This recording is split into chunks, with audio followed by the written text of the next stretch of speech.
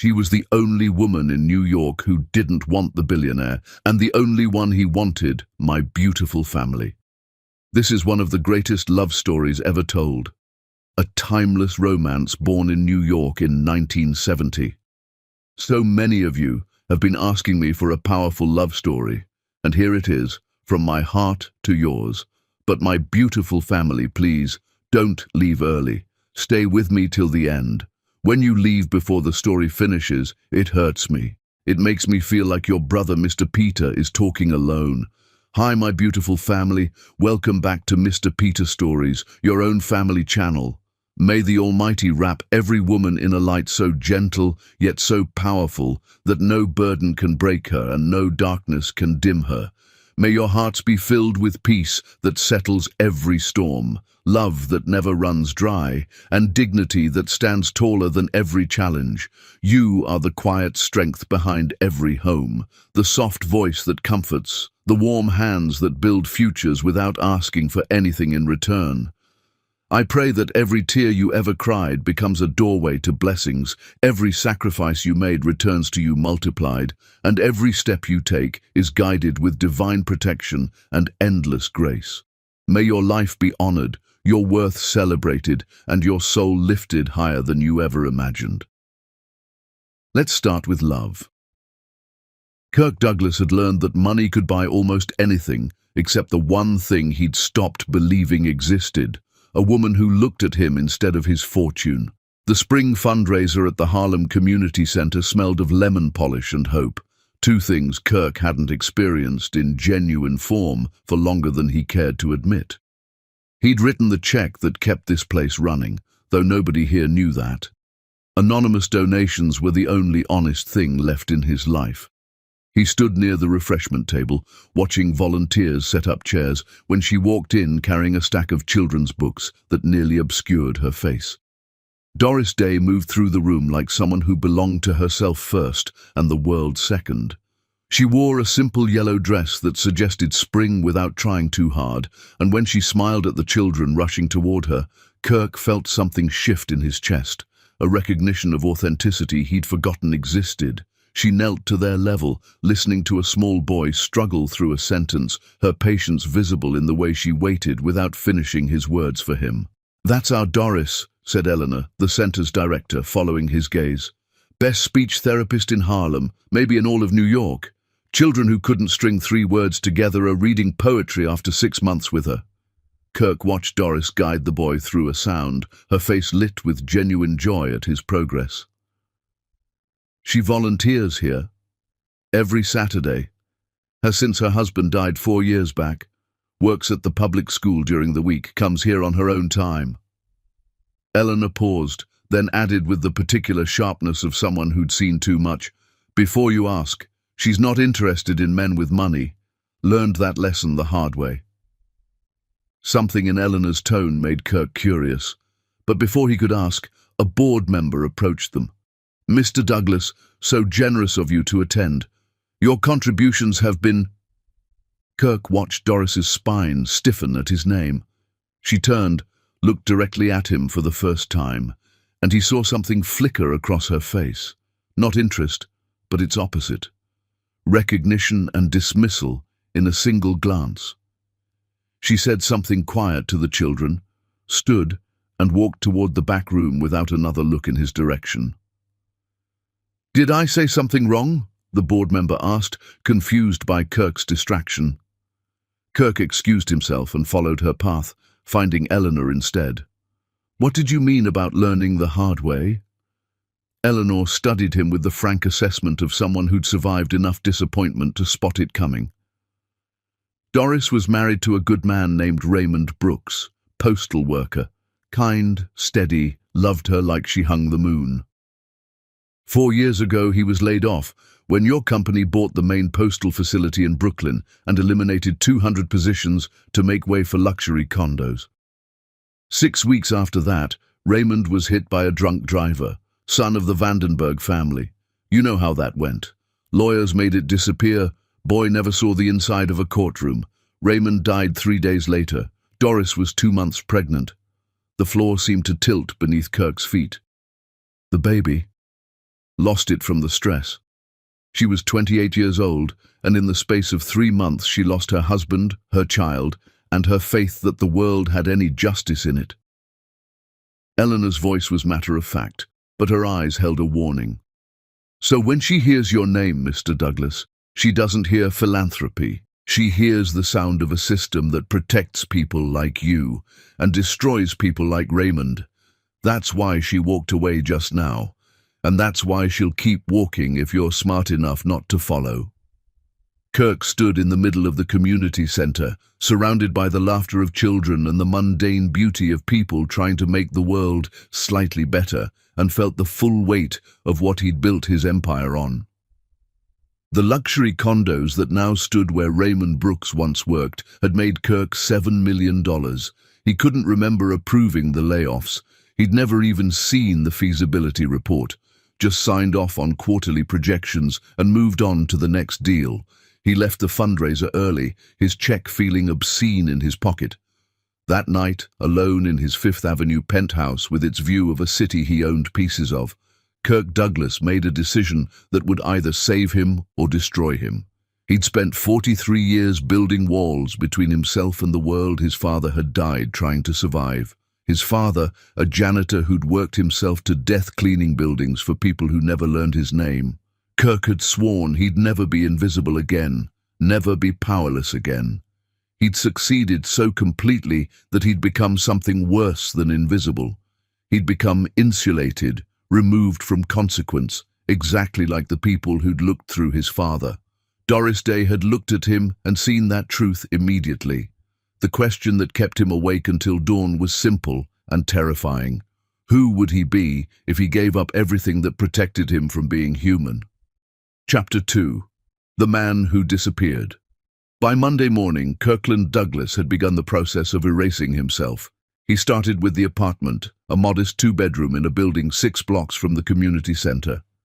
The lease was signed under his full legal name. No point in half measures that would unravel under scrutiny. He furnished it with pieces from estate sales and thrift stores, the kind of furniture that told stories of other people's lives, a kitchen table with cigarette burns, a sofa that sagged in the middle from years of bodies finding comfort there, bookshelves that smelled of dust and time. The clothes came next.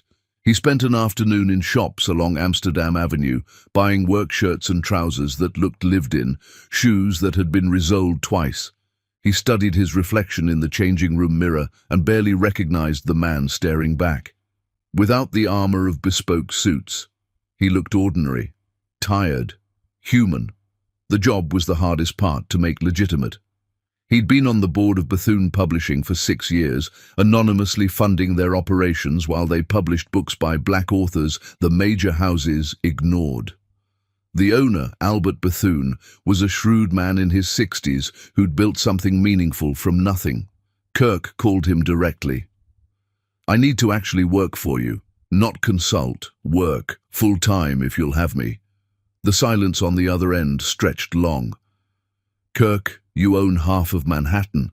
What game is this?" "No game.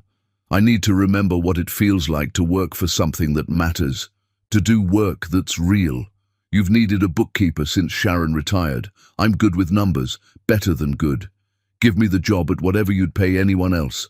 And Albert, don't tell anyone who I am, please." This about a woman. Kirk looked around his new apartment, at the life he was trying to build from scratch. "This is about me trying to figure out if there's anything real left under all the money." Albert agreed, though his skepticism was audible. Kirk started the following Monday, arriving at the Bethune Publishing offices in Harlem at 8 in the morning with a lunch his housekeeper had packed before she'd stared at him like he'd lost his mind. The office was cramped and chaotic, manuscripts stacked on every surface, the ancient radiator clanking its protest against the lingering spring chill. Kirk was given a desk near the window, a ledger that hadn't been properly balanced in 6 months, and curious glances from the 3 other employees. He kept his head down and worked. Actually worked. The numbers soothed him in a way that quarterly projections never had. These weren't abstractions. They were the difference between paying rent and closing doors. Every dollar mattered. By the end of the first week, he'd found $17,000 in unpaid invoices and negotiated payment plans that kept 3 authors from walking away. Albert clapped him on the shoulder and said, "Maybe you're not useless after all." Kirk had never received a compliment that meant more. The second Saturday, he returned to the community center, wore his thrift store clothes and carried a worn briefcase, found Eleanor and offered his services organizing their financial records, which were apparently kept in a series of shoeboxes that made his accountant's soul weep. Eleanor looked him up and down with that same assessing gaze. "You're really doing this?" "I'm really doing this." Why? Kirk could have lied, should have lied, but something about Eleanor's directness demanded truth. "Because I want to be someone worthy of the second look she didn't give me." Eleanor's expression softened slightly. "She's not going to make this easy for you. I know. And if you hurt her, you'll answer to me. I don't care how many buildings you own." "Fair enough." Eleanor led him to a back office that smelled of old paper and determination, showed him the shoeboxes, left him there with a warning. "Doris comes in around 10. If you're smart, you'll let her come to you." Kirk spent 2 hours organizing receipts when he heard her voice in the main room, that particular warmth she had with children. He forced himself to keep working, to not orchestrate a meeting, to let chance be actual chance. His hands shook slightly as he sorted donation records. "Who are you?" He looked up. Doris stood in the doorway, arms crossed, regarding him with polite suspicion. Up close, she was even more striking. Not beautiful in the way magazines defined beauty, but arresting. Intelligence and sorrow and strength all visible in the set of her jaw. "Kirk Douglas. Eleanor asked me to help with the books." Her eyes narrowed slightly. "That's quite a name to carry around." He'd anticipated this. "My mother loved the actor. Thought naming me after someone successful might give me a fighting chance." The lie tasted bitter, but the alternative was losing her before he'd started. "Hasn't made my life easier. People either make jokes or assume I'm lying." Something in her posture relaxed incrementally. "What do you do when you're not volunteering here?" "Bookkeeper. Small publishing house in Harlem." "Which one?" "Bethune Publishing. We focus on black authors, try to give voice to stories the bigger houses won't touch." Interest flickered across her face. "I know that house. They published a collection of children's poems I use with my students. Beautiful work." "Albert Bethune is a good man, underpaid and overworked, but good." Doris leaned against the doorframe, still maintaining distance, but no longer actively hostile. "And you volunteer here because?" Kirk chose truth wrapped in omission. "Because I spent most of my life focused on the wrong things, trying to prove something to people who died before they could see me prove it. This feels like something that matters." She studied him for a long moment. "Eleanor trusts you." "Eleanor tolerates me. I think trust is something I'll have to earn." "Smart woman." Doris pushed off from the doorframe. "I'm Doris. I work with the children on Saturdays. Speech therapy. If you're here next week and the week after that, maybe we'll talk again. People like to volunteer once. Showing up is different." She left before he could respond. Kirk sat in the small office surrounded by shoeboxes of receipts and felt something he hadn't experienced in years, the terror and exhilaration of being seen without armor. No reputation, no money, no power, just a man who'd promised to show up and the fragile possibility that showing up might be enough. He returned the next Saturday, and the one after that. Each week, Doris watched him from a distance, evaluating. He organized their finances, fixed a leaking pipe under the bathroom sink, helped set up chairs for Saturday programs, and never asked for recognition, never pushed for conversation, just showed up and worked. On the 4th Saturday, Doris brought him coffee, set it down on his desk without ceremony. "2 sugars, no milk, that's how you take it, right?" Kirk looked up, startled that she'd noticed. "That's right, thank you." "You're welcome." She turned to leave, then paused. "You're good at this. The books, I mean." We can actually see where the money goes now. Eleanor says you found donors we'd forgotten about, just following the paper trail. Well, keep following it. She almost smiled. Same time next week? I'll be here. After she left, Kirk sat alone in the office and understood he was falling in love with a woman who didn't know his name, not his real name. And every day that he didn't tell her the truth, he was building something beautiful on a foundation of lies.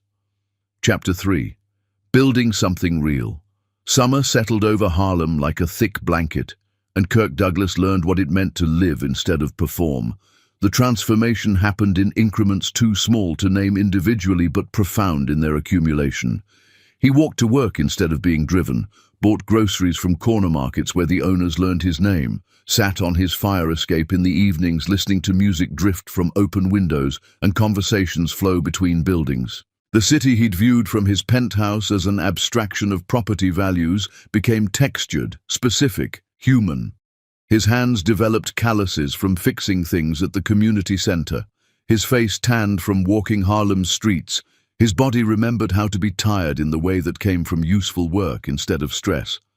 Doris remained cautious, but caution was different from hostility. They developed a routine.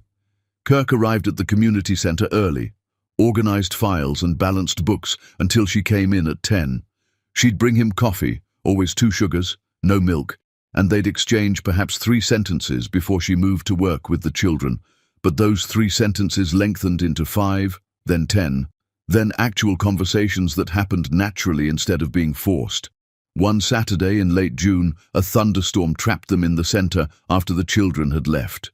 Rain hammered the windows. Thunder shook the old building's bones. They sat in the main room, Doris sorting through educational materials while Kirk finished receipts from the spring fundraiser. "Can I ask you something?" Doris said, not looking up from her sorting. "Of course." "Why bookkeeping? You're clearly smart enough to do anything. Why spend your life tracking other people's money?" Kirk set down his pen, considering his answer carefully. "My father died when I was 17. Heart attack brought on by exhaustion. He worked 3 jobs trying to keep our family fed, and the thing that killed him was the stress of never being able to stop working. After he died, I promised myself I'd understand money well enough that I'd never be that afraid again. So I learned accounting, learned how money moved and where it hid. Bookkeeping is honest work. Numbers don't lie. They just are." It wasn't the whole truth, but it wasn't entirely a lie either.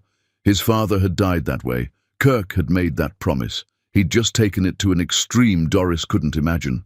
She looked at him then, really looked, and he saw recognition in her eyes.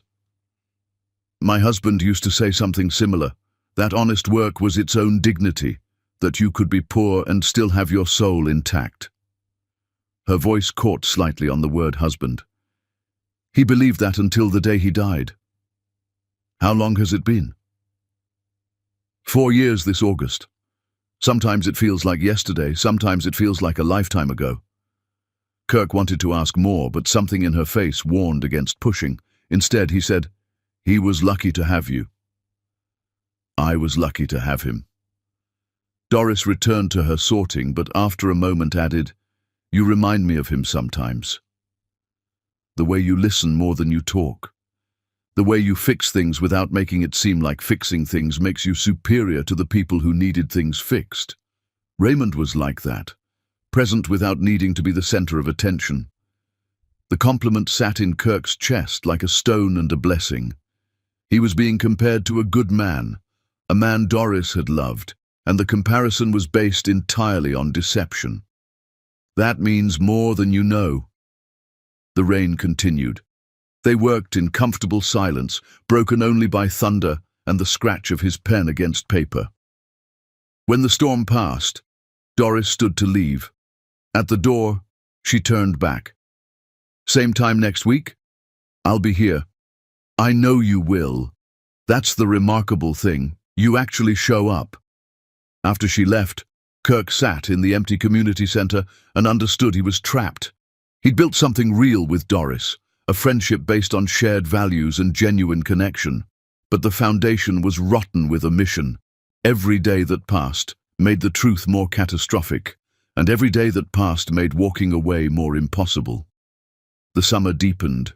Kirk's double life became almost comfortable, the edges between his two identities blurring. At Bethune Publishing, he was simply Kirk, the bookkeeper who'd stabilized their finances and earned Albert's gruff respect. At the community center, he was Kirk the volunteer who never missed a Saturday and had become part of the furniture. In his modest apartment, he was a man learning to cook for himself, to live with silence, to find peace in ordinariness. With Doris, he was becoming someone he'd never been, honest in all the ways that mattered except the one that would destroy them. They started taking walks after the center closed. Doris would mention needing to pick something up from the market, and Kirk would offer to walk with her. These walks stretched longer each week, routes that wound through Harlem's tree-lined streets, while they talked about everything and nothing. She told him about her work with children, the particular joy of watching a child who'd been silent find their voice. He told her about his work at Bethune, the satisfaction of helping bring books into the world that might change someone's life. "Do you ever want more?" Doris asked one August evening as they walked through Marcus Garvey Park. The sun was setting, painting the sky in shades of orange and pink that seemed too beautiful for the broken world they lived in. "More of what?" "More than bookkeeping and volunteering. A bigger life, more success, more recognition, more... I don't know. More." Kirk thought about his penthouse sitting empty across town, his business empire running on autopilot while he played at being ordinary, the wealth that insulated him from consequence. "I used to think I did. Spent years chasing success, thinking it would fill something inside me. But the more I accumulated, the emptier I felt. This..." He gestured around them at the park, the neighborhood, the ordinary beauty of an August evening. "This feels like enough, maybe more than enough." Doris stopped walking, looked at him with an intensity that made his breath catch. "You say that now, but people change. People want things they swore they didn't want. People leave." "Your husband didn't leave. He was taken from you. That's different." "I know that. Intellectually, I know that." She resumed walking, arms wrapped around herself despite the warmth. "But sometimes loss feels the same no matter how it happens. You build a life with someone, make plans, imagine a future. Then one day you're alone, and those plans are ash, and you have to figure out who you are when you're not half of something anymore." Kirk wanted to reach for her hand but didn't. "You're not half of something. You're whole, the most whole person I've ever met." She laughed, but it held no humor. "Is that what you see? Because some days I feel like I'm held together with spit and prayers." "Then you're doing a remarkable job of it." They walked in silence for several minutes. Finally, Doris said quietly, "I haven't let myself care about someone in 4 years. It's safer that way, easier, but you make it hard to stay safe." Kirk's heart hammered against his ribs. "Is that a bad thing?" "I don't know yet. Ask me in 6 months." It was the closest thing to hope he'd been offered, and it terrified him more than any business deal ever had. Because in 6 months, she'd either know the truth and hate him, or he'd still be lying, and the foundation would be even more unstable. There was no path forward that didn't involve pain. The only question was whose pain and how much. That night, alone in his apartment, Kirk Douglas made a decision. He would tell her the truth. Not yet, not before she trusted him enough to survive the shock, but soon, before the end of the year, before they built anything more on these fragile foundations.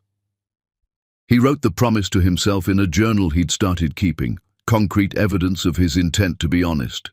The promise felt hollow, even as he wrote it. Chapter 4. The question of forever autumn arrived with the particular clarity that comes before winter, and Kirk Douglas understood he was going to marry Doris Day if she'd have him. And that understanding made the weight of his deception unbearable. They'd moved beyond walks and Saturday volunteering into something that looked remarkably like a relationship. Dinner at small restaurants where the owners knew Doris by name. Evening jazz shows in basement clubs where the music was better than anything money could buy. Sunday dinners at her mother's apartment where Kirk was subjected to the loving interrogation of women who'd survived too much to trust easily. Doris's mother, Loretta, was 63 years old and sharp as broken glass. She'd raised Doris alone after her father left when Doris was 7, left for a white woman with family connections, and hadn't looked back. Loretta worked as a seamstress, her fingers permanently curved from decades of needlework, her eyes missing nothing. "So you're a bookkeeper," Loretta said the first time Kirk joined them for Sunday dinner. It wasn't a question. "Yes, ma'am." "Make good money?" "Enough." "Enough for what?" Kirk met her gaze steadily. "Enough to pay my rent, buy groceries, help where I can. I'm not wealthy, Mrs. Day, but I'm not hungry either." "And you work at this publishing house in Harlem?" "Bethune Publishing, yes. Albert Bethune. I know his wife, Claudette. Good people. Claudette mentioned they hired a new bookkeeper who actually knows what he's doing. That you?"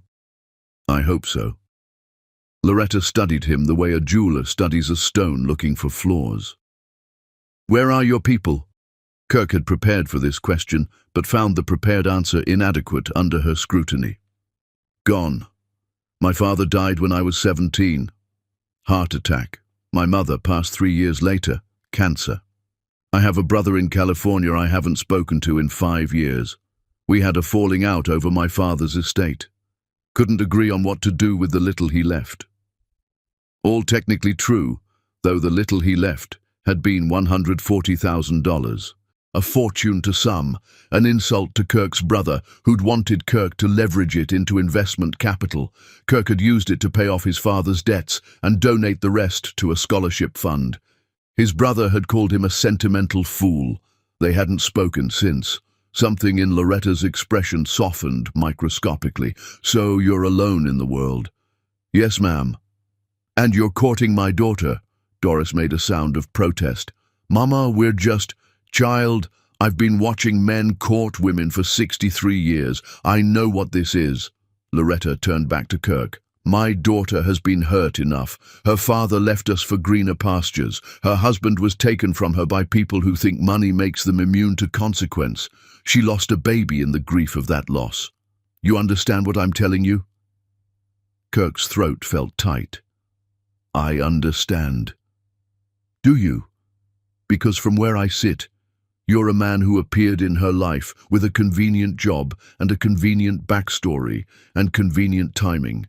Maybe you're exactly who you say you are. Maybe you're not.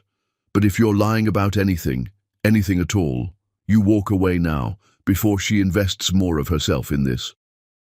The dinner table went silent. Doris stared at her mother in horror. Kirk felt the moment crystallize into sharp relief. He could tell the truth right now, in this kitchen that smelled of greens and cornbread, and face the consequences. Or he could lie again and dig the hole deeper.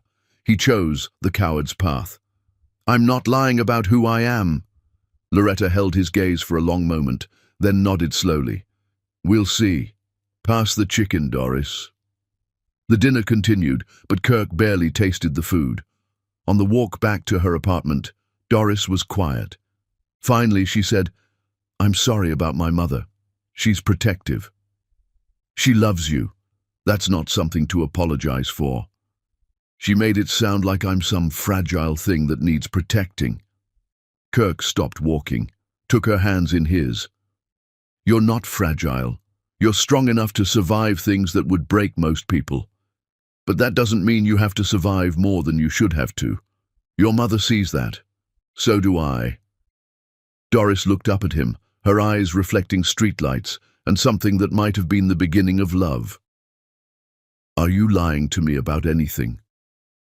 The question hit like a physical blow.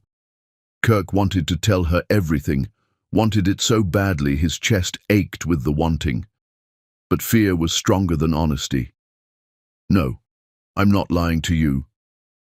She searched his face, looking for the truth his words denied. Whatever she saw there seemed to satisfy her, because she nodded and squeezed his hands. "Good. Because I don't think I could survive being lied to again.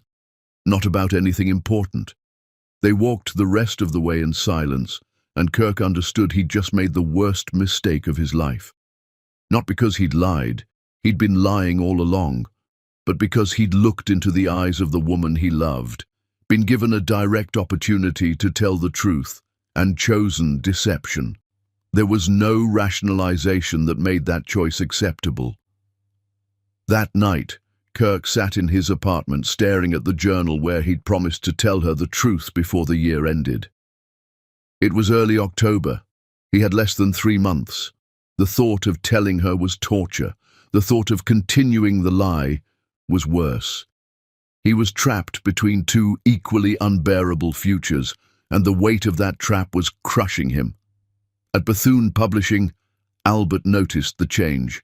"You look like a man with a terminal diagnosis. You sick?" "No." "Woman trouble?" Kirk didn't answer, which was answer enough.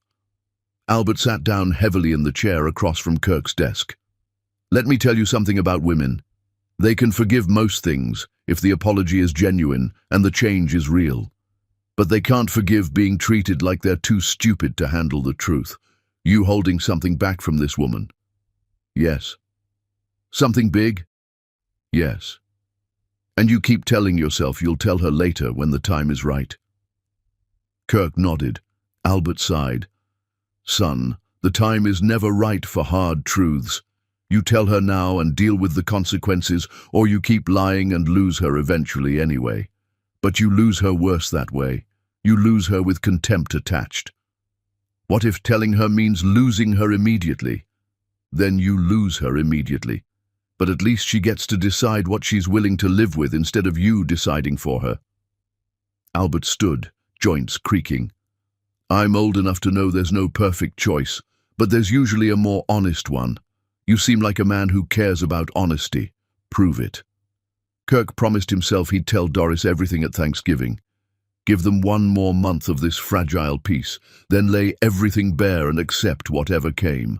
It was the coward's compromise, but it was something, a deadline, a commitment. November arrived cold and clear. Kirk bought a ring, simple, understated, within the means of the bookkeeper he was pretending to be.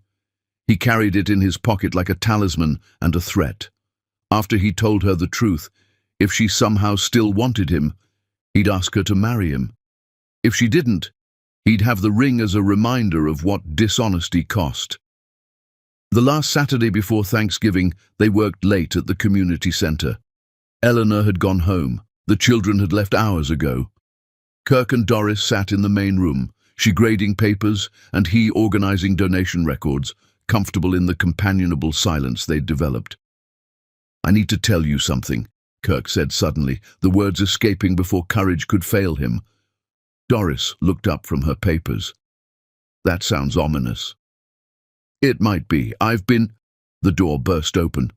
A woman Kirk vaguely recognized from the neighborhood stood there, breathless and panicked. "Doris, thank God! It's Mrs. Henderson. She fell. Ambulance is coming, but she's asking for you." Doris was up and moving before Kirk could process what was happening. She grabbed her coat, called over her shoulder, "Lock up when you leave," and was gone. Kirk sat alone in the community center. The moment of confession evaporated, and wondered if the universe was trying to tell him something. He locked up, walked home through November cold, sat in his apartment and stared at the ring he'd bought and the truth he couldn't speak. 2 weeks later, his world ended. Chapter 5. The day the truth burned.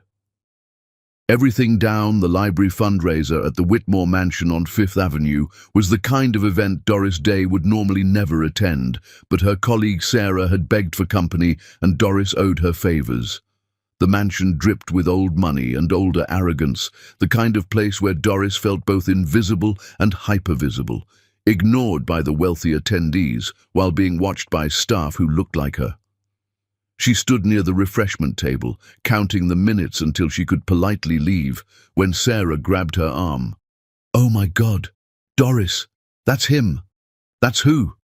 Sarah pointed to a portrait on the wall, oil painting in an ornate frame positioned in the entrance hall where everyone entering had to see it. A younger man in a business suit, photographed against the Manhattan skyline. Strong jaw, confident eyes, the particular polish that came from generational wealth. The brass plaque below read, Kirkland Douglas, Principal Benefactor. The room tilted. Doris felt her stomach drop through the floor.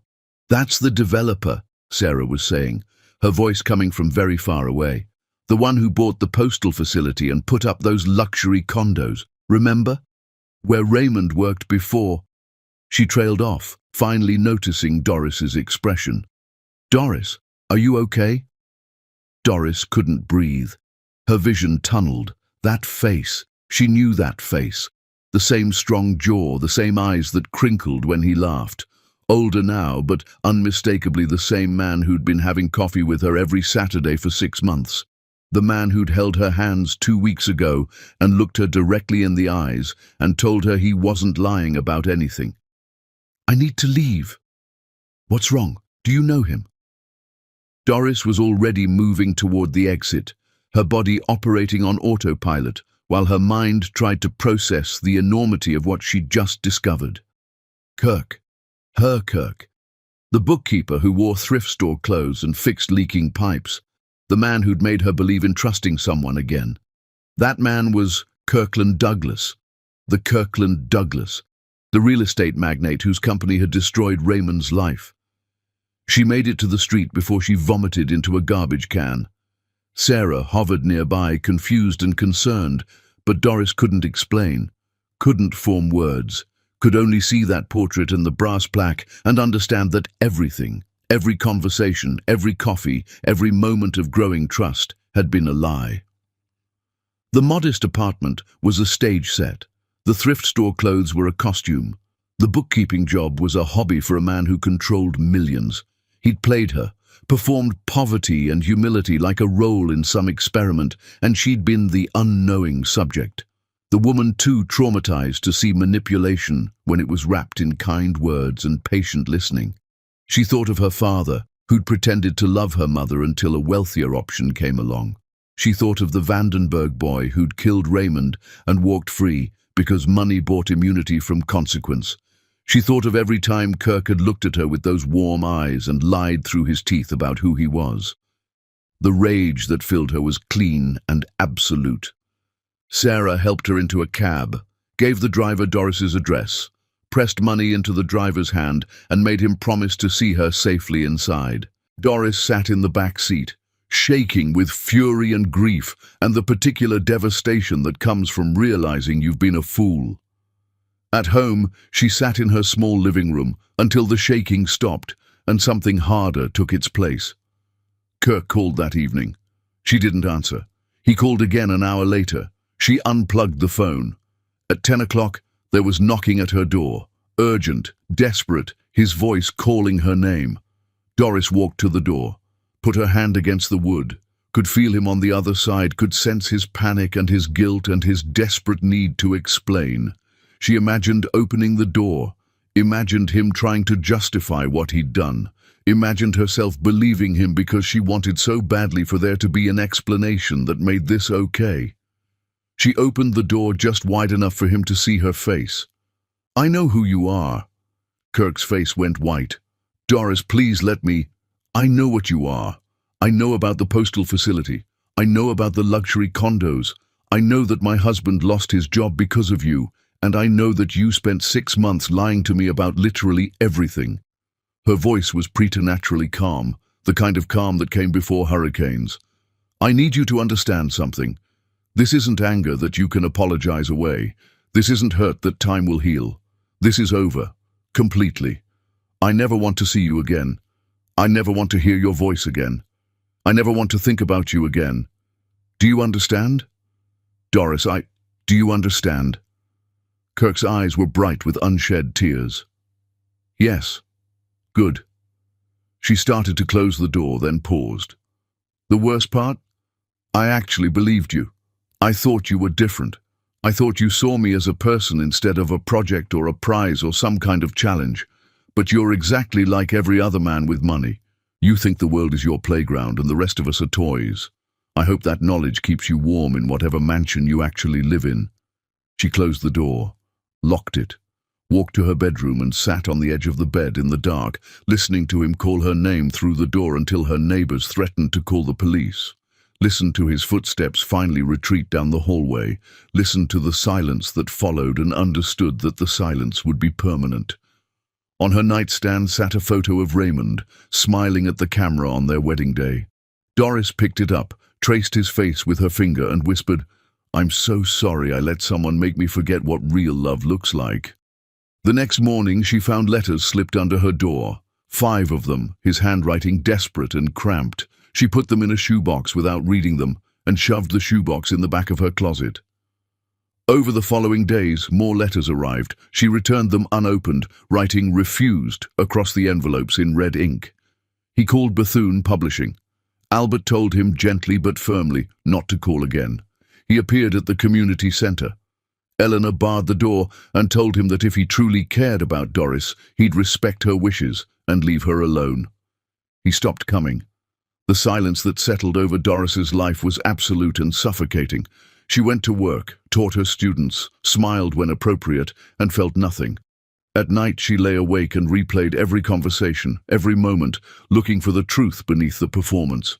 Had any of it been real? When he'd talked about his father, had that been true? When he'd fixed the leaking pipe or balanced the books or listened to her talk about Raymond, had any part of that been genuine? The not knowing was worse than the betrayal. November became December. Doris moved through her life like a ghost, functioning but not living. Her mother asked what happened to that nice man who'd been coming to dinners. Doris said it didn't work out and changed the subject. Sarah asked if she was okay. Doris said she was fine and stopped accepting social invitations. At the community center, someone new showed up to organize the finances. A woman named Beverly, who was competent but lacked Kirk's intuitive understanding of how to make limited resources stretch. Doris volunteered for extra shifts, throwing herself into work because work didn't require feeling and feeling had become too dangerous. One evening, Eleanor found her crying in the storage room where Kirk used to work. Sat down beside her without asking permission, held her while she sobbed, and didn't offer any false comfort about time healing wounds or men not deserving tears, just sat there in solidarity, another woman who'd survived the particular devastation of discovering someone she'd trusted was a fiction. "The hardest part," Doris said when she could speak again, "is that I still love him, the him I knew. Even knowing it was all fake, I still love the person he pretended to be." How pathetic is that? That's not pathetic. That's human. We love who people show us they are. It's not your fault he showed you someone who didn't exist. I should have known. My mother saw it. She knew something was wrong. And you wanted to believe people could be good without ulterior motives. That's not a character flaw. That's hope. Don't let him take that from you. But Doris felt her hope bleeding out, replaced by the cold certainty that trust was a luxury she couldn't afford. She'd trusted her father, who left. She'd trusted Raymond, who died. She'd trusted Kirk, who was never real. The pattern was clear. Everyone she loved found a way to leave her, and she was tired of being the one left behind. Winter deepened. Christmas came and went. Doris celebrated with her mother and pretended she wasn't haunted by memories of a man who'd never existed. The new year arrived without fanfare or hope, and through it all, the shoebox of unopened letters sat in the back of her closet, a monument to everything she'd almost believed and everything that had turned to ash. Chapter 6. The silence that followed. Kirk.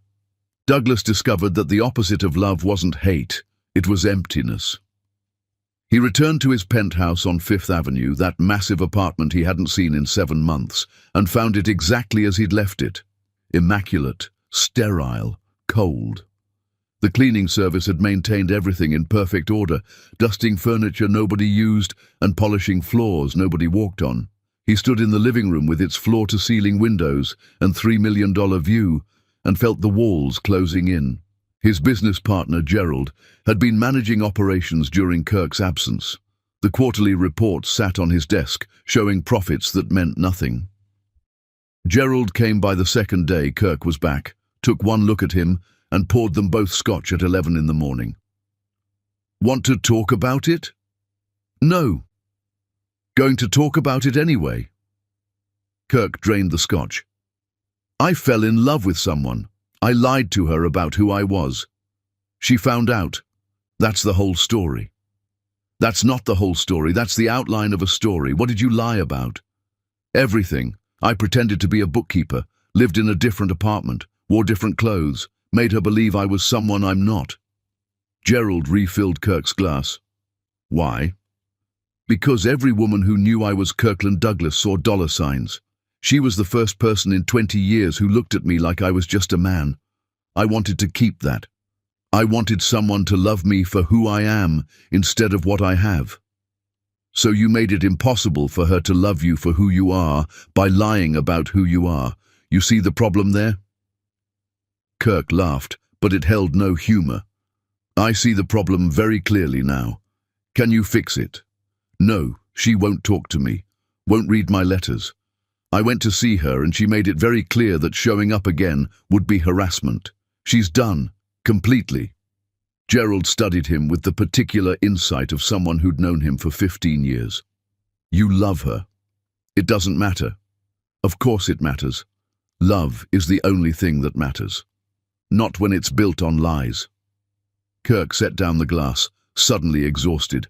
I need to get back to work. What's urgent? They spent 3 hours reviewing contracts and projects, but Kirk couldn't focus. His mind kept wandering to a woman in Harlem who wouldn't answer his calls, to Saturday mornings at a community center that would never welcome him again, to a life he'd built and destroyed in equal measure. Over the following weeks, Kirk learned what it meant to be functionally successful and emotionally dead. He attended meetings, signed documents, made decisions that affected thousands of employees and millions in assets. Everyone told him it was good to have him back. Nobody asked why he looked like he was attending his own funeral. He stopped eating. Food tasted like ash. He stopped sleeping.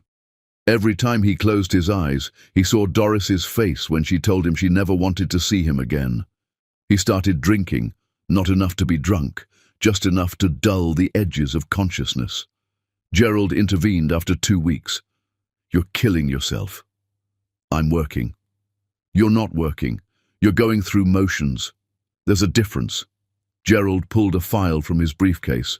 This came across my desk this morning. The city wants to reallocate funds from community programs to infrastructure. One of the programs being cut is that community center in Harlem, the one where you were volunteering. Kirk's attention snapped into focus. What? They're redirecting the funding to a development project. 3 blocks of low-income housing being demolished to make way for mixed-use commercial and residential. We're the primary contractor. It's an $18 million project. The room tilted. Kirk's company was going to profit from destroying the place where he'd found meaning. The place where Doris worked. The bitter irony was suffocating. Who approved this? You did, 6 months ago, before you disappeared into your alternate identity. Kirk looked at the file. His signature was there, authorizing the feasibility study that had led to this moment. He'd signed off on destroying the community center without even realizing it existed, had been so disconnected from the actual impact of his business that he'd greenlit the demolition of the very place that had changed his life. Pull us out of the project. Gerald's eyebrows rose. Kirk, this is $18 million. I don't care. Pull us out. Find a way to kill the project entirely if possible. We're contractually obligated. Pulling out would cost us millions in penalties and destroy our relationship with the city. Kirk stood up, paced to the window, stared down at the city that looked so clean and orderly from up here. Then pay the penalties. Burn the relationships. I don't care. We're not doing this project. This is about her. This is about me finally understanding that money isn't a shield from consequences. It's a guarantee of them. Kirk turned back to Gerald.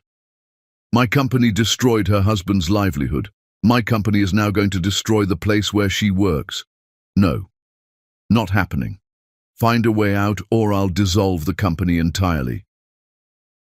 Gerald stared at him like he'd announced his intention to fly to the moon. You're serious? Completely. The board will fight you. Let them. I own controlling interest. They can fight all they want. Gerald gathered his papers slowly, deliberately. I've known you for 15 years. I've never seen you like this. Like what? Like someone who finally understands that power without principle is just organized brutality. Gerald paused at the door. For what it's worth, I think you're doing the right thing, even if it bankrupts us.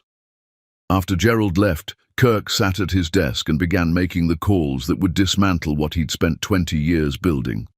He contacted city officials, offered to pay cancellation penalties out of his personal funds, reached out to community advocacy groups and offered to support their legal challenges to the project, used every connection and every dollar to ensure the community center would survive. It cost him $17 million in penalties and destroyed his relationship with 3 major city contractors. His board called an emergency meeting and demanded his resignation. Kirk refused. They threatened a vote of no confidence. Kirk told them to vote however they wanted, but they'd have to buy him out if they wanted to proceed with the project, and the buyout would bankrupt the company. The board backed down, but barely. Kirk's reputation in business circles took a savage hit. He was called unstable, emotional, a man who'd lost his edge. His wealth took a significant blow, not enough to make him poor by any stretch, but enough to sting, enough to be real. He didn't tell Doris, didn't use it as leverage for forgiveness. He simply did it because it was the first genuinely honest thing he'd done in months, choosing people over profit, even when those people would never know and would never forgive him. The holidays passed. Winter dragged on. Kirk moved through his diminished empire like a ghost, making changes that felt too small and too late. He redirected funds to community programs, established oversight committees to evaluate the human cost of development projects, created anonymous scholarship funds for families displaced by his previous projects. None of it brought her back. None of it made him less alone. One evening in late February, Albert called. Kirk, it's Albert. How did you get this number? You're not as anonymous as you think you are. I've known who you were since the second week you worked for me. I have friends in places you'd be surprised about. Kirk sat down heavily. You knew? Of course I knew. I also knew you were trying to be someone better than the person you'd been. I respected that. Still do. Doris won't talk to me, won't see me. I don't blame her. I'm not calling about Doris, I'm calling about you. Word on the street is you blew up your company to save the community center. That true? More or less. Why? Kirk was silent for a long moment. Because it was the right thing to do. Because I'm tired of being the kind of person who does the profitable thing instead of the right thing. Because maybe if I become the person I pretended to be, I can live with myself again. That's good enough for me. We need a full-time bookkeeper at the publishing house. Real job, real work, modest pay. You want it? You're offering me my fake job for real.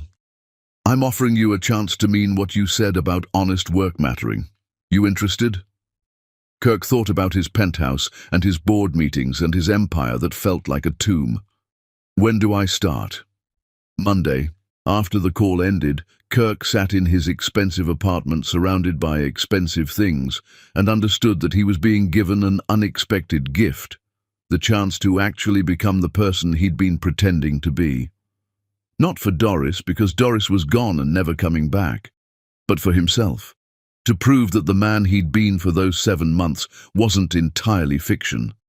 He looked around the penthouse one last time, then called his real estate agent. I'm putting this place on the market. I need you to find me a modest apartment in Harlem, 2-bedroom, nothing fancy. Can you do that?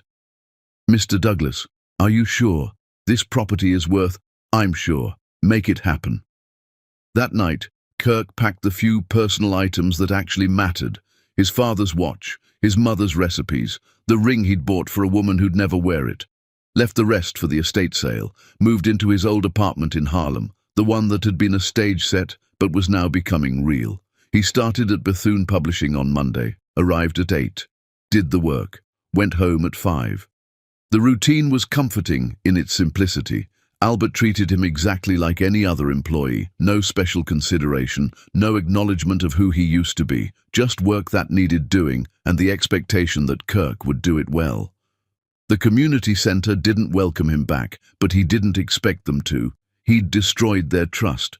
The best he could do was ensure they survived. Weeks became months. Kirk learned to live with loneliness as a permanent condition. Learned to find small satisfactions in work well done and changes honestly made. Learned that becoming a better person didn't make you happy, just less ashamed. And every night he thought about a woman who'd taught him the difference between having everything and having something real, and wished he'd been brave enough to be honest when honesty might have saved them both. Chapter 7. The distance between worlds spring arrived reluctantly, and Doris Day learned that survival was not the same as healing. She went through the motions of her life with mechanical precision, woke at 6, showered, coffee with cinnamon, though the taste now reminded her of betrayal. Took the bus to the school where she taught speech therapy to children who struggled to form words. Volunteered at the community centre on Saturdays, though she no longer lingered after her shifts ended. Returned home, made dinner she barely ate, went to bed, repeated. Her mother watched with increasing concern. "Baby, you're fading." "I'm fine." "You're not fine. You haven't been fine since December." Doris set down her coffee cup. They were having Sunday dinner, just the two of them at Loretta's small kitchen table. "What do you want me to say, that I'm heartbroken? That I trusted someone who turned out to be a lie? I've said it. Now I'm dealing with it." "Dealing with it how? By pretending you don't feel anything?" "By protecting myself from feeling too much." Loretta reached across the table, took Doris's hand. "That's not protection, baby. That's just a different kind of dying." Doris pulled her hand away. "I'd rather die slowly than all at once again. I'm done with all at once." She meant it. The grief of losing Kirk, or the person she'd thought was Kirk, had been just as devastating as losing Raymond. Maybe worse, because this loss came with the added humiliation of having been fooled. She'd rebuilt herself once. She didn't have the energy to do it again. At the community centre, Eleanor watched her with worried eyes, but didn't push. Just made sure Doris had coffee and support, and space to be whatever she needed to be. The new bookkeeper, Beverly, was perfectly competent, but sometimes Doris would pass the storage room where Kirk used to work and feel a physical ache in her chest. In early March, the community centre received news that the city funding was being restored, more than restored, increased. The development project that would have demolished 3 surrounding blocks had been cancelled. Eleanor called an emergency meeting to celebrate, confused but grateful. "I don't understand," Eleanor said, reading the letter from the city council. "This project was a done deal, 20 million in contracts, major developer already signed on. Now it's just cancelled?" "Maybe someone came to their senses," Beverly suggested. "The city doesn't come to its senses. The city follows money. Someone made this more expensive to proceed than to cancel." Doris listened with half attention, grateful the centre was saved but unable to muster much enthusiasm for anything. She filed the news away as good but irrelevant to her personal situation and went back to work with the children. 2 weeks later, Sarah stopped by Doris's apartment unexpectedly. She looked uncomfortable, clutching a folder to her chest like armor. "I need to show you something." "What?"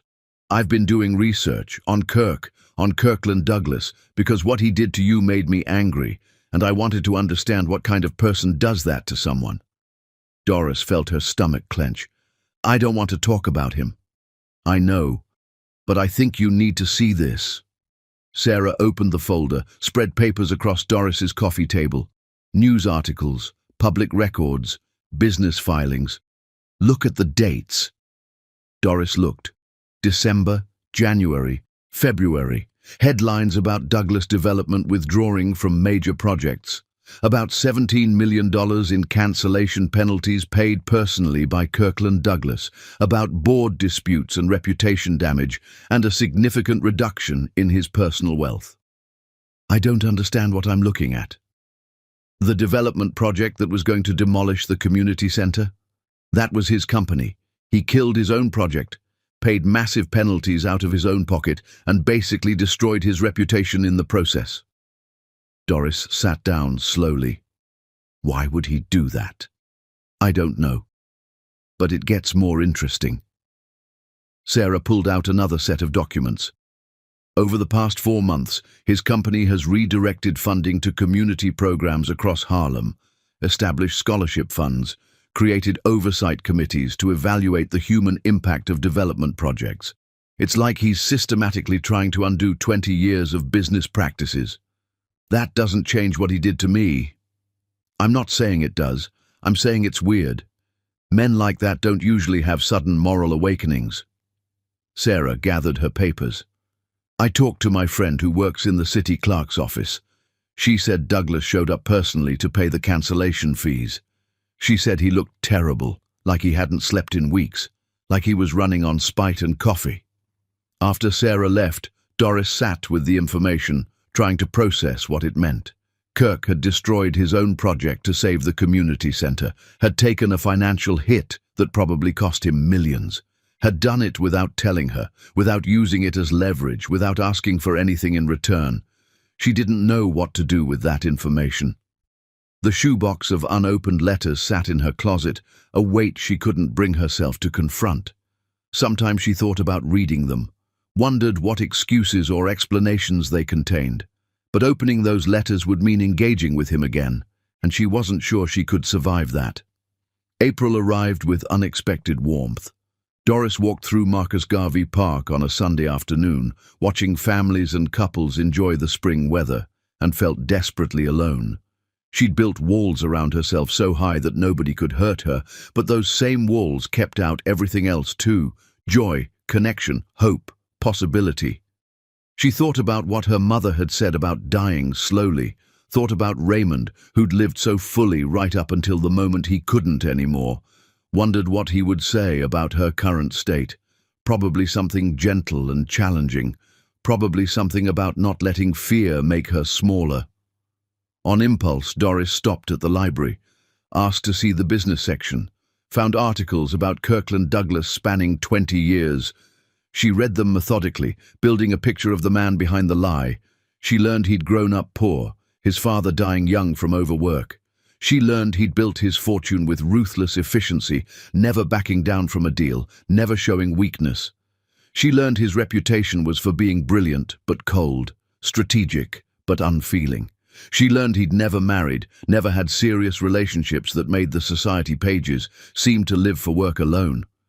Then she found articles from December through March. The sudden policy changes, the cancelled projects, the financial hits. One editorial called him unstable. Another called him a man who'd lost his edge.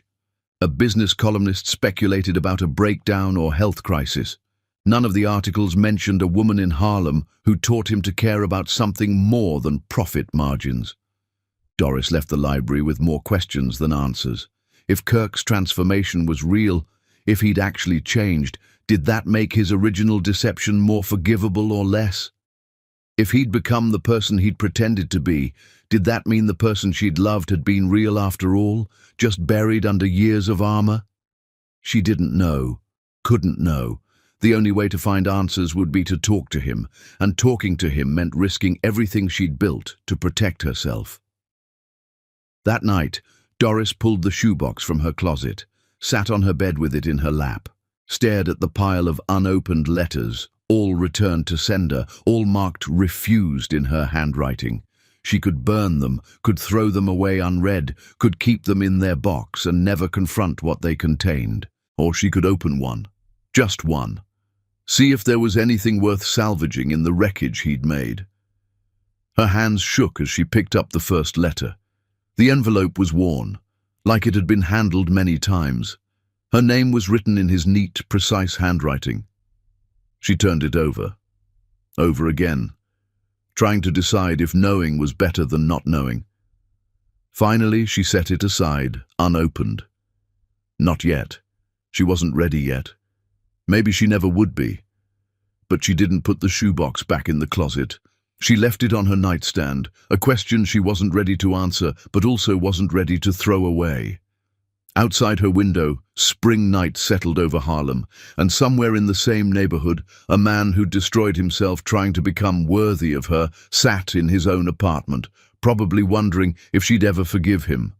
Doris didn't know if forgiveness was possible, didn't know if she wanted it to be, but for the first time in 4 months, she wasn't sure she wanted to spend the rest of her life not knowing. Chapter 8. The letter she wasn't supposed to find. The discovery happened on a Thursday afternoon in late April when Doris wasn't looking for anything except a reason to leave work early. The school's administrative office was chaos, filing cabinets open, papers everywhere, Mrs. Patterson retiring after 30 years and nobody knowing where anything was. Doris had been drafted to help organize records, a task that seemed impossible given the state of things. She was filing budget documents when she noticed the letterhead, City Council, Office of Community Development. The letter was dated February. It outlined the cancellation of the housing development project, the restoration of community center funding, and a significant increase in allocations for youth programs across Harlem.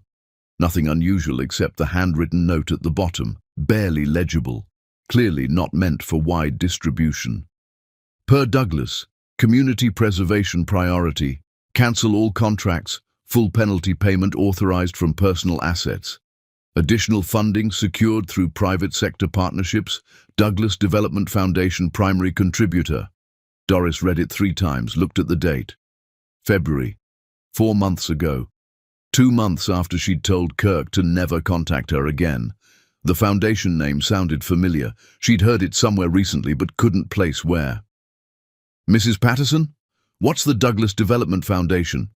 Mrs. Patterson looked up from her box of files. That's Kirkland Douglas's charitable organization. Funny you should mention it. They've been supporting our speech therapy program for years, but recently they've increased funding significantly. We received a grant in January that tripled our budget. Let me find the paperwork. She rummaged through a different box, emerged with a folder. Here, Douglas Development Foundation. Been supporting education programs in Harlem since the late 60s. Always anonymous, never any publicity. We only know because the accountant tracks funding sources. Why? Doris took the folder, hands unsteady. Inside were grant letters going back years, supporting the community center, supporting her school's speech therapy program, supporting the publishing house where Kirk had worked, all anonymous, all long before she'd met him. Has anyone from the foundation ever visited? Anyone from the Douglas Company? Not that I know of. Everything's handled through lawyers and accountants, very hands-off. Mrs. Patterson paused. Although there was that bookkeeper who helped us with the budget last year. Nice man, quiet, worked for free. What was his name? Kirk something? The folder slipped from Doris's fingers. Papers scattered across the floor. Mrs. Patterson helped gather them, chattering about how helpful that young man had been, how he'd found thousands in overlooked funding, how he'd just disappeared after a few months without explanation.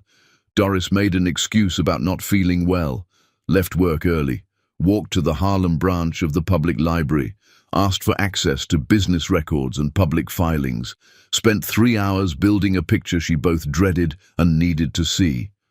The Douglas Development Foundation had been established 18 years ago, shortly after Kirk's mother died. The mission statement was bland corporate language about community investment. But the actual work told a different story. Consistent, anonymous support for programs serving low-income families, education, housing assistance, job training. Nothing flashy, nothing that generated publicity, just steady, unglamorous support for things that mattered.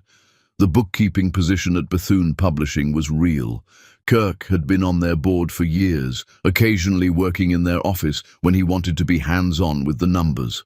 Albert Bethune had confirmed it, though he'd never explicitly said Kirk was wealthy. Just that he knew books and was good with his hands. The modest apartment Kirk had lived in wasn't a stage set. Public records showed he'd owned it for 12 years, maintained it as a secondary residence when he needed space from his primary life. His neighbors from that building described him as quiet, considerate, someone who'd lived there intermittently for over a decade. The thrift store clothes, the fixed pipe, the Saturday volunteering, all of it real in its way. Not performance, but the person Kirk had been trying to become before fear made him lie about the person he'd been.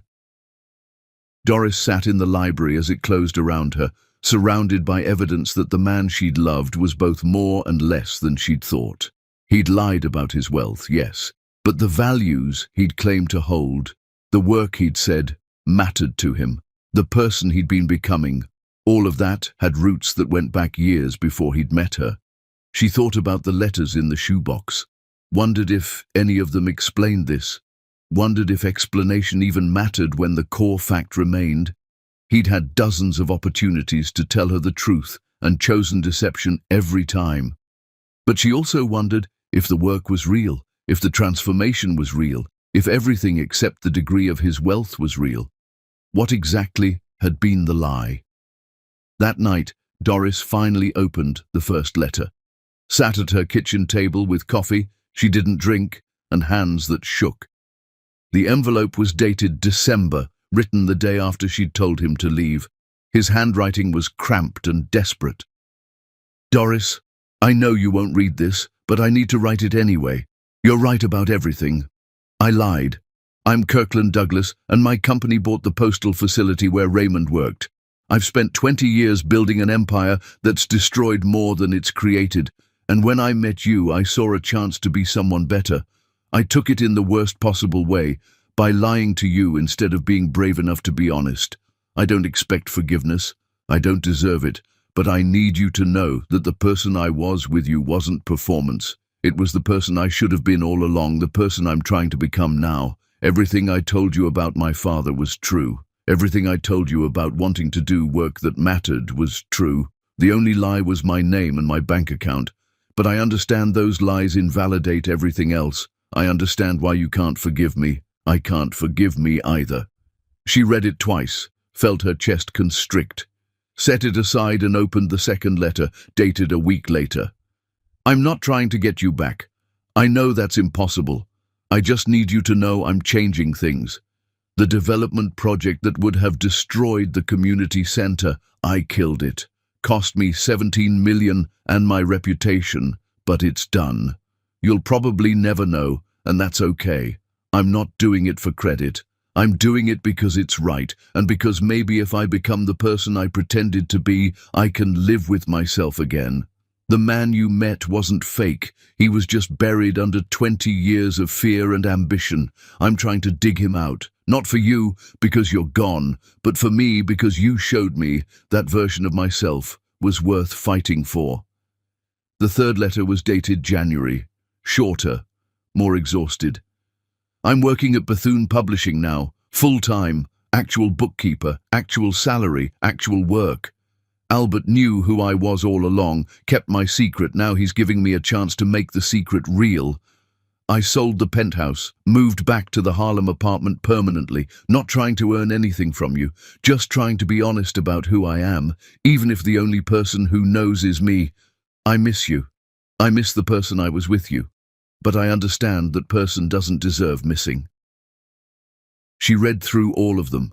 7 letters total, spanning from December through February. The last one was different, handwritten like the others, but never sealed, never sent, just his thoughts on paper. You asked me once if I'd be honest even when honesty was terrifying. The answer is yes, not because I've earned your trust, I destroyed that, but because you taught me that dishonesty destroys everything worth having, even when it seems protective, especially then. If we could start over knowing everything, I'd tell you the truth on day one and accept whatever came. I'd tell you I'm wealthy and damaged and trying to be better. I'd tell you my company hurt your family and I can never undo that, but I'm trying to undo the systems that made that possible. I'd tell you I love you and I don't deserve you, and I'd spend the rest of my life earning the right to the person you almost believed I was. But we don't get to start over. We just get to live with what we destroyed. I'm trying to live with it by becoming someone who destroys less and builds more. It's not enough. It's all I have. Doris sat with the letters spread across her kitchen table until dawn, cried until she had no tears left, tried to reconcile the devastation of his betrayal with the evidence that his transformation was real and costly and sustained. She didn't know if knowledge made anything better, didn't know if understanding why he'd lied made the lie more forgivable. But she knew one thing, the story she'd been telling herself, that Kirk was simply a wealthy man playing games with a poor woman for entertainment, wasn't accurate. The truth was more complicated and more painful. He'd been a man so damaged by wealth that he couldn't imagine anyone loving him without it. He'd tried to strip away everything that made him powerful to see if anything real remained underneath. He'd lied, not because he didn't value her judgment, but because he was terrified of it. None of that made the lie okay, but it made it human. As the sun rose over Harlem, Doris Day sat surrounded by 7 letters and understood she had a choice. She could hold on to her anger, righteous, justified, protective anger that kept her safe. Or she could acknowledge that people were more than their worst decisions, that transformation was possible, and that love worth having was love tested by truth and rebuilt with honesty. She didn't know which choice to make, didn't know if she was strong enough for either one. But for the first time since December, she didn't know was progress. Because not knowing meant there was still something left to discover, still something left to decide, still a possibility, however fragile, that the story wasn't over. Chapter 9. The absence that taught everything. Doris wrote the letter in early May when spring felt almost unbearably hopeful, and she could no longer carry the weight of everything unspoken. She drafted it 17 times over 2 weeks. Each version said too much or not enough, accused too harshly or forgave too easily. She finally settled on truth, even though truth was the hardest thing to write. Kirk, I read your letters, all of them finally. I know what you did to save the community center. I know about the foundation and the years of anonymous support and the work at Bethune that was real before it was pretend. I know you destroyed your business reputation to prove something to yourself, and I understand now that you weren't playing games with me. You were trying to figure out if there was anything real left under all the armor. Here's what I need you to understand. Knowledge doesn't equal forgiveness. I can know why you lied and still be devastated that you lied. I can believe your transformation is real and still not know if I can trust you. I can understand that the person I fell in love with was buried inside you and still grieve that you didn't trust me enough to let me love all of you, even the damaged parts. I've spent 5 months learning to trust myself again, learning that being fooled doesn't make me foolish, that believing in people's better natures isn't weakness. I'm still learning, and the hardest truth is that I still love you, not the version you showed me, but the whole complicated reality of you. The man who lies out of fear and tells the truth when it costs him everything. The man who built an empire on other people's suffering and is now trying to dismantle that empire piece by piece. The man who could have simply written a check to save the community center, but instead destroyed himself to prove he'd changed. But love without trust is just beautiful pain, and I don't know if trust can be rebuilt after it's been shattered. I don't know if I'm strong enough to try. I don't know if you've learned the difference between hiding to protect yourself and being honest, even when honesty is terrifying.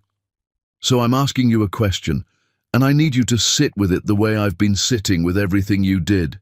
If we could start over, knowing all the worst things about each other, would you be honest even when honesty might make me leave? Would you trust me enough to let me make my own choices about what I can live with? Would you understand that protecting someone from truth is just another form of control? I don't know if I'll ever be ready to see you again. I don't know if forgiveness is possible or wise. I just know I needed you to understand that I know the fuller truth now, and that I'm trying to make peace with all of it. The lie, the transformation, the love that's still there despite everything, the fear that love isn't enough. Doris. She mailed it without letting herself reconsider. Spent the next week in a state of suspended anxiety, wondering if he'd respond immediately or at all, wondering if she wanted him to respond.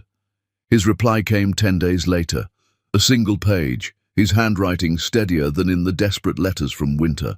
Doris, yes, even when honesty might make you leave, especially then, because you taught me that control disguised as protection is still control, and I'm done controlling things I should be trusting. I won't promise never to be afraid of honesty. I'll promise to be honest anyway, to let you see the fear and the struggle and the work of becoming better. I won't promise to be perfect. I'll promise to be real, even when real is uncomfortable or disappointing or harder than pretending. You asked if I've learned the difference. I'm learning it. Every day. Sometimes failing, sometimes succeeding, always trying. That's the only answer I have. Not perfect transformation, but sustained effort.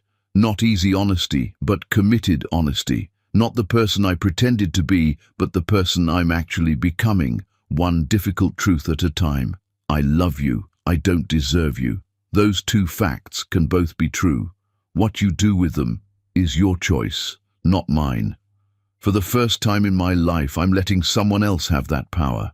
I'm terrified, but I trust you with it more than I trust myself. Kirk.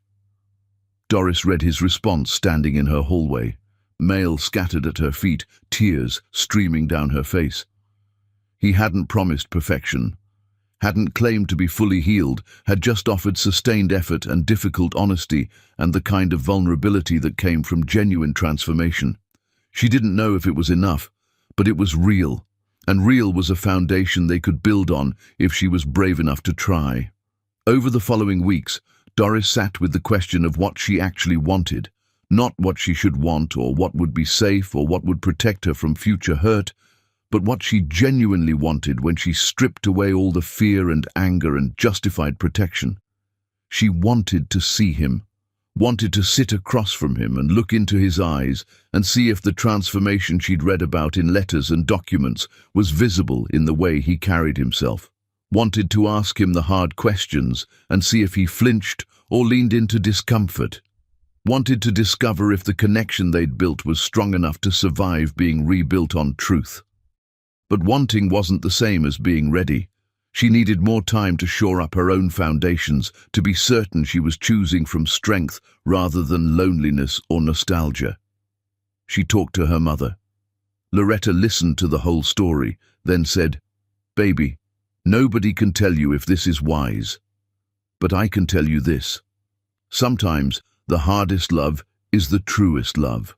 Not because difficulty makes things valuable, but because people willing to do the hard work of becoming better are people worth keeping. Just make sure he's doing the work for himself, not performing it for you.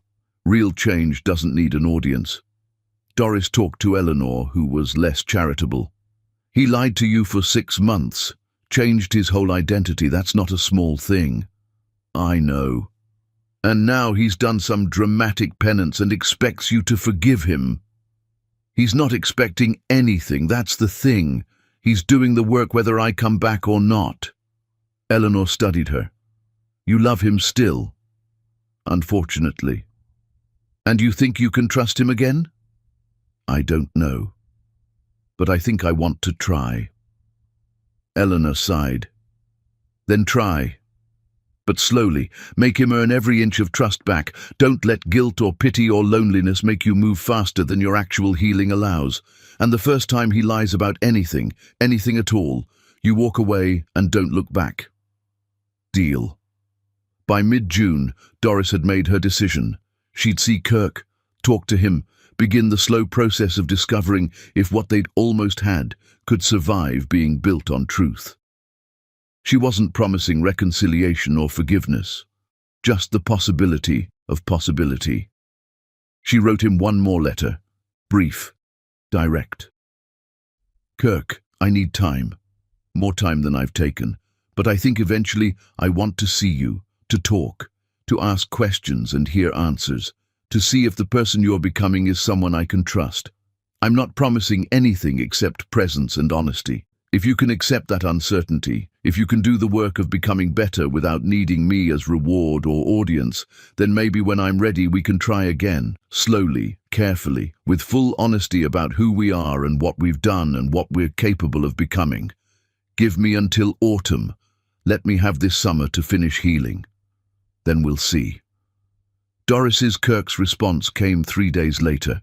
3 words. "I'll be here." And somehow Doris believed him. Believed that the man who'd destroyed his empire to prove he'd changed would wait however long it took. Believed that sometimes people broke themselves and in the breaking discovered who they actually were. Believed that love could survive devastation if both people were willing to rebuild with honesty instead of protection. She didn't know if they'd make it. Didn't know if trust could be reconstructed once it was shattered, but she knew that not trying would haunt her more than trying and failing. Summer stretched ahead, full of heat and possibility, and the slow work of becoming whole enough to risk being broken again. Doris worked with her children, volunteered at the community center, spent evenings on her fire escape watching Harlem move and breathe and live. She was healing. Not quickly, not easily, but genuinely.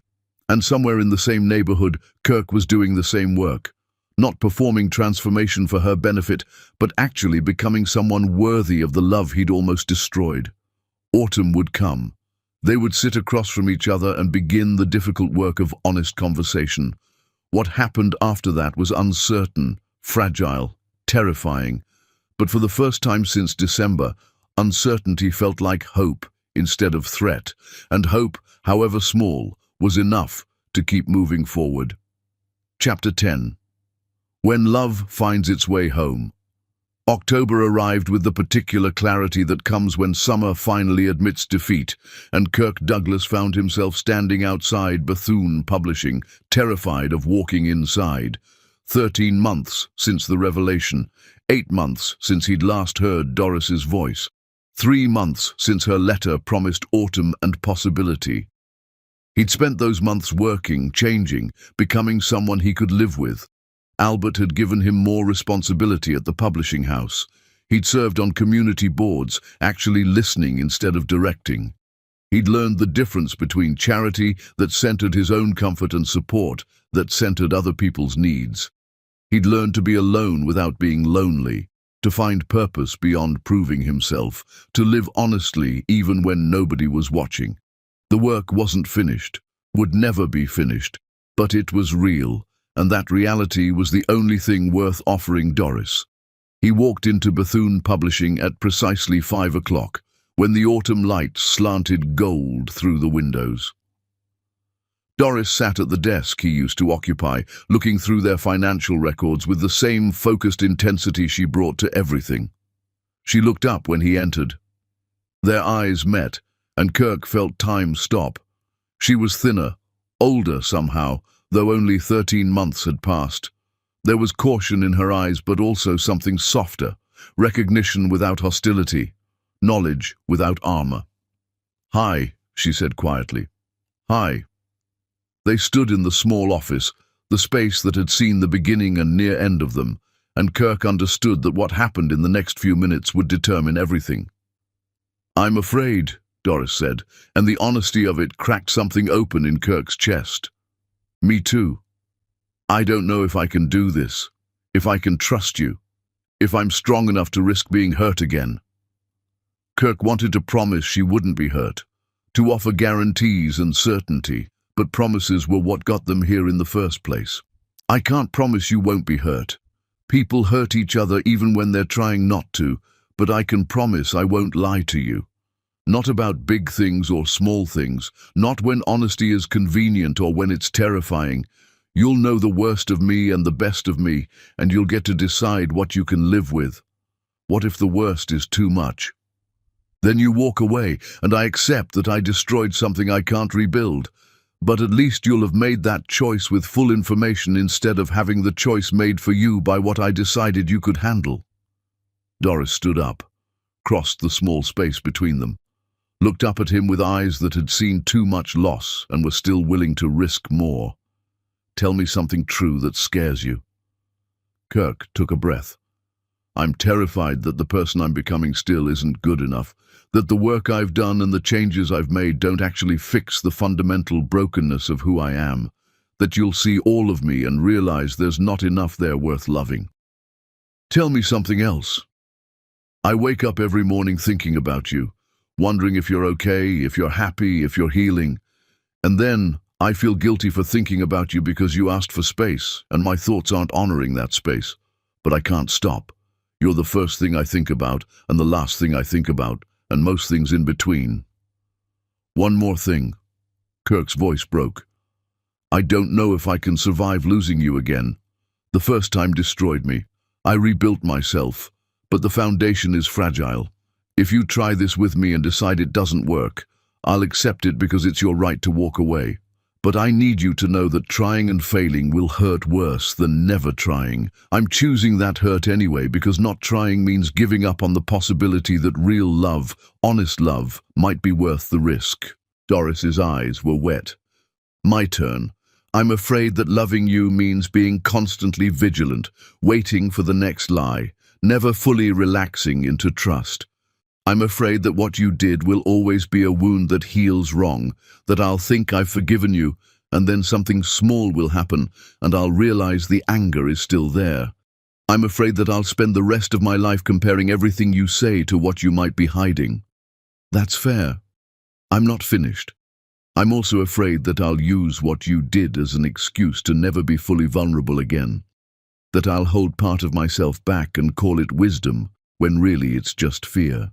That I'll punish you forever for something you've genuinely changed from, and we'll both be trapped in a relationship where I'm the martyr and you're the perpetual penitent, and neither of us gets to be fully human. Kirk nodded slowly. What do we do with all that fear? I don't know, but I think we start with the truth. All of it. Everything you've never told me. Your whole story, not the edited version you thought I could handle. They sat down. Kirk on the desk chair, Doris in the client chair across from him, and for the next 2 hours he told her everything about his father's death and the rage that fueled his success, about building an empire to prove he'd escaped poverty, only to realize he'd become exactly what killed his father, a system that used people without seeing them, about the women who'd wanted his wealth and the loneliness that came from never being seen as just himself, about meeting her and making the catastrophic decision to become someone new instead of being brave enough to be honest about who he'd been. He told her about the foundation he'd run for 18 years, trying to give back without examining why he'd needed to take so much in the first place. About the bookkeeping work at Bethune that had started as board oversight and become the most meaningful work he'd done. About the modest apartment he'd maintained for over a decade when the penthouse felt suffocating. He told her about the moment he'd seen her photo at the fundraiser and understood his company had destroyed her husband's livelihood. About the shame that had nearly made him walk away, about the cowardice that made him pursue her anyway, telling himself he could be different without being honest. He told her about the devastation of losing her, the months of barely functioning, the decision to actually become the person he'd pretended to be. About selling the penthouse and returning to Harlem permanently, about working at Bethune, not as penance, but because the work mattered, about learning to live honestly even when nobody was watching. I can't undo what my company did to Raymond, Kirk finished, his voice raw. I can't give you back what was taken. I can only promise that I'm trying to build something different, not to earn your forgiveness. I don't know if that's possible. Just to be someone who creates more than he destroys. Doris was crying silently. I need to tell you something too. I've been angry at you for 13 months. Righteous, justified anger. But I've also used that anger as armor to avoid examining my own fear. I convinced myself I was protecting myself from liars when really I was protecting myself from risk. Any risk. All risk. That's understandable. But it's not sustainable. I can't spend the rest of my life in a protective crouch. That's not living. That's just existing while calling it wisdom. She wiped her eyes. So here's my truth. I don't know if I can fully trust you. I don't know if we can build something real from this wreckage, but I know that not trying means choosing fear over hope, and I'm tired of fear winning. Kirk wanted to reach for her hands, but didn't. What are you saying? I'm saying we try, slowly, carefully, with complete honesty about where we are and what we need. No rushed forgiveness, no pretending we're healed when we're not, just small steps and hard conversations and the work of rebuilding trust piece by piece. I'll take whatever you're willing to give. I'm not willing to give much yet. I'm willing to have coffee once a week and let you prove consistency. I'm willing to ask hard questions and see if you flinch. I'm willing to tell you when I'm angry or scared or doubting, and I need you to hear that without trying to fix it. I'm willing to try, Kirk. I'm not willing to promise it'll work. Kirk felt something break open in his chest. Not hope exactly, but the possibility of hope. That's more than I deserve. Maybe, but that's what I'm offering. Not because you've earned it, but because I'm choosing to believe people can change. That transformation is possible. That love can survive devastation if both people are willing to do the hard work. They sat in the quiet of the office while the autumn light faded to dusk. Finally, Doris stood. "Walk me home." They walked through Harlem streets as October evening settled cool and clear. Didn't hold hands, didn't make promises about forever, just walked side by side, two people who'd broken each other, learning whether the broken pieces could be reassembled into something whole. At her door, Doris turned to face him. "Same time next week?" "I'll be here." "I know you will. That's the remarkable thing." She paused, hand on the doorknob. "Thank you for telling me everything. For not editing yourself to be more palatable. That took courage. You deserve the truth. Should have had it from the beginning." "Yes, but you're giving it now. That matters too." After she went inside, Kirk stood on the street and let himself feel the fragile possibility of beginning again. It wouldn't be easy. Would require years of rebuilding trust through consistent honesty. Would mean living with uncertainty and accepting that she might ultimately decide forgiveness wasn't possible. But standing there in the October evening, Kirk understood that this uncertain possibility was more real than anything he'd had before, because it was built on truth instead of performance, because Doris knew the worst of him and was choosing to see if there was enough good mixed in to be worth the risk. 3 years later, Kirk held their daughter while Doris finished her coffee, morning light streaming through the windows of the small apartment they'd chosen together in the heart of Harlem.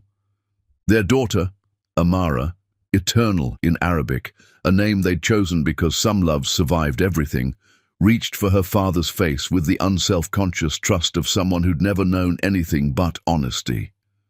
Doris watched them, her heart so full, it ached. The years hadn't been easy.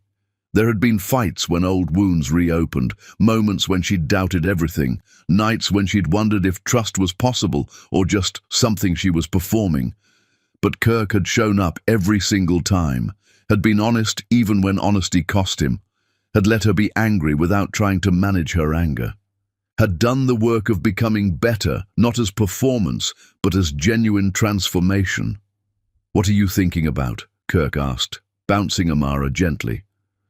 "That I'm still scared sometimes. That trust is a daily choice, not a permanent state. That I'm grateful you've made that choice worth making." She set down her coffee, crossed to them. "That real love isn't about people who never break. It's about people who break and then choose the hard work of healing honestly instead of hiding the broken pieces." Kirk shifted Amara to one arm, reached for Doris with the other. "I love you, the real you. Not a version I wished existed, and I love that you love the real me, even the parts I'm still working on." Outside, Harlem was waking, voices calling, music drifting from windows, life moving forward with all its beautiful, complicated humanity. Inside, two people who'd destroyed and rebuilt each other held their daughter and understood that the greatest love stories weren't about perfection. They were about people brave enough to be honest, vulnerable enough to be seen, and committed enough to do the work of becoming worthy of each other's truth.